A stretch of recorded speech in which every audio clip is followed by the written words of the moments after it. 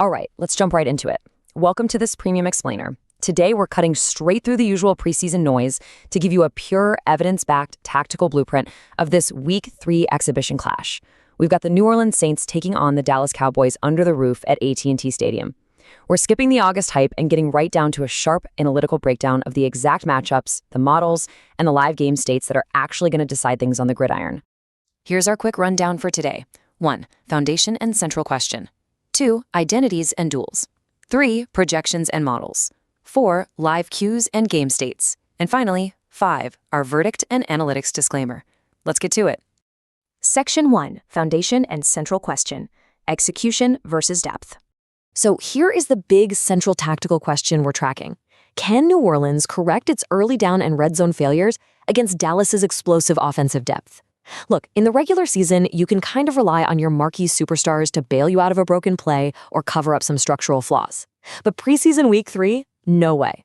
This is a pure execution test. You're literally watching guys fight for their professional lives, trying to prove to the coaching staff they can play clean, methodical football under the lights. For Dallas, they need to prove they can sustain drives without leaning on their top-tier guys.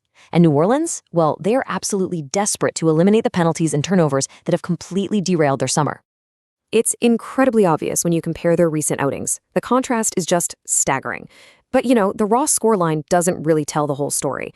Yes, the Saints suffered a brutal 34-0 shutout loss to the Rams. But here's the kicker. It wasn't because their offense was completely dead. They actually moved the ball. They racked up 293 total yards, including a very solid 105 on the ground. The issue? Just disastrous sequencing. A staggering 12 penalties, 3 interceptions, and a missed field goal. That completely blew up their scoring chances every single time they crossed the 50. On the flip side, Dallas took the exact opposite route. They beautifully capitalized on short fields and explosive chunk plays to grab a comfortable 34-13 win over Arizona. Basically, one team maximized its opportunities, and the other just kept shooting itself in the foot. Moving right along, Section 2, Identities and Key Duels, the line of scrimmage battle. Now, the friction in this first duel is absolutely fascinating.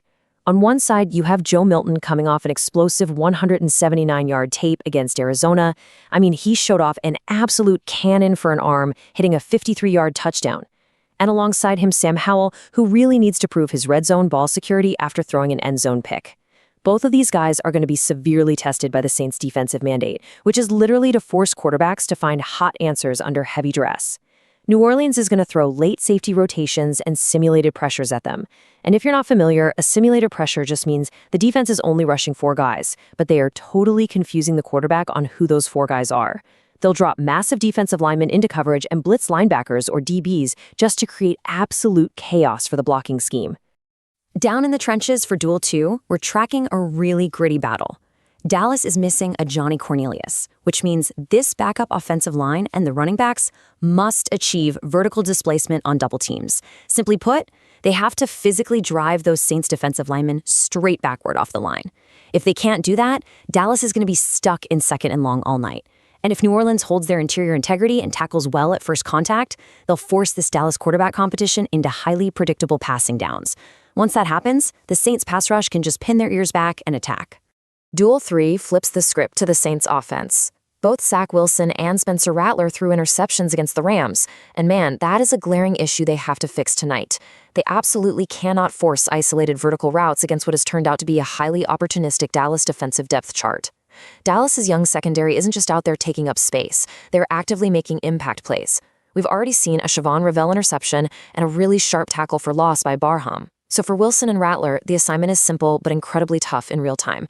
Prioritize ball security, take exactly what the defense gives you, and make smart, rapid-fire decisions against Dallas's 4-man pressures. Our final duel is all about special teams, which is unusually consequential tonight. We're looking at Brandon Aubrey's super reliable leg. He literally just nailed a verified 50-yarder against Arizona, going up against a pretty volatile Saints unit that desperately needs clean operations. They can't afford to hand over short fields. Remember, the Saints recently missed a highly makeable 39-yard attempt. And then there's Saints punter Ryan Wright, who is fascinating. He's got this booming leg launching a 58-yard punt, but he paired it with a catastrophic 15-yard outlier. In a game like this, where backup offenses might struggle to find a rhythm, hidden yardage and big field position swings could literally dictate the whole game. Okay, let's transition into the data. Section 3, Projections and Model Estimates, Sizing Up the Data. The probabilities we're looking at frame Dallas as a modest favorite at 55%, with the Saints sitting right around 44.5%. Now, you might be wondering, why is this margin relatively narrow when the Saints just got shut out? Well, in August, win probabilities are incredibly volatile. With headline starters resting and coaches running super vanilla schemes just to evaluate raw talent, this is a low-confidence preseason estimate. It's super sensitive to exactly when these coaches decide to rotate their depth charts. Honestly, the Saints have a very real, tangible route to an upset here if they can just clean up the unforced errors and penalties that absolutely doomed them in LA. For the total, the model projects 39 points, sketching out a potential 21-18 victory for Dallas. But actually, that margin could easily compress if the Saints string together clean first-team offensive sequences early on. That projected Dallas win heavily relies on their offense continuing to either hit that explosive passing rhythm downfield or, again, capitalizing on short fields handed to them by New Orleans' mistakes. We always have to remember the analytical context here. In August, we just don't have a stable expected points added, or EPA, yet. We simply lack the regular season data to reliably measure exactly how many points a specific play is worth. So our live evaluation has to shift. We're hinging strictly on early down efficiency and avoiding unforced errors, rather than blindly trusting historical totals. The key metrics you're going to want to track tonight: watch which offense consistently generates 2nd and 5 or better to keep the playbook wide open. And watch which defense successfully creates pressure without having to blitz extra rushers. Section 4. Live cues and game states. Execution in real time. This is where we turn this explainer into your interactive viewing guide. In the first quarter, your immediate tactical assignment is to confirm exactly how long each quarterback and offensive line group stays on the field. Note the early down distances. Are they looking at a manageable 2nd and 4 or a brutal 2nd and 9? Then, by the end of the first half, try to verify if Dallas is engineering methodical, sustainable 4-6 play scoring drives or if they're just getting bailed out by low-percentage 70-yard bombs. If all of Dallas's points are coming from massive chunk plays or penalty-assisted short fields, their actual control over the game might be a total illusion. So, let's look at how the strategy shifts based on the actual game state. If Dallas takes an early lead, they should conservatively lean on a quick game passing sequence. Getting the ball out fast protects those backup quarterbacks and the offensive line. On the flip side, if New Orleans finds themselves trailing early, they have got to avoid accelerating into forced, desperate downfield shots. Remember that interception risk we talked about earlier? The Saints need to stick to positive early down runs to slowly, methodically claw back into the game without turning it over. Now, conversely, if New Orleans surges ahead early, the tactical pressure completely flips. Dallas has to quickly identify if they're falling behind because they're losing the physical battle at the line of scrimmage. If so, they must immediately add extra protection to help out their blockers. Meanwhile, New Orleans has to preserve their run fit and coverage structures. Crucially, the Saints must avoid overblitzing here. If they bring too many rushers trying to pad a lead, they risk getting absolutely burned by Dallas's explosive play profile and giving up a massive touchdown over the top. They have to make Dallas earn every single yard underneath. What if we enter the fourth quarter in a tight one-score crucible? If that happens, you can completely throw out the early game passing yards and stat lines. A close fourth quarter in the preseason is ultimately decided by punt coverage operations, open field tackle security, and seeing which rotational depth players can actually execute their assignments under pressure. Fourth down decisions in this late phase should be evaluated strictly based on field position and timeout availability, not by some generic crowd-pleasing urge to just go for it. Section 5. Verdict and Analytics Disclaimer. The bottom line. So the bottom line is that Dallas is the justified but modest lean tonight. They possess the cleaner quarterback path and undeniable explosive upside.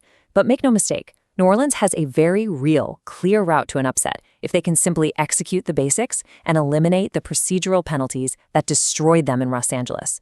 A heavy, highly favored position for either side just isn't supported tonight, especially when both teams are treating this as an extensive depth chart evaluation rather than a must-win tactical showcase.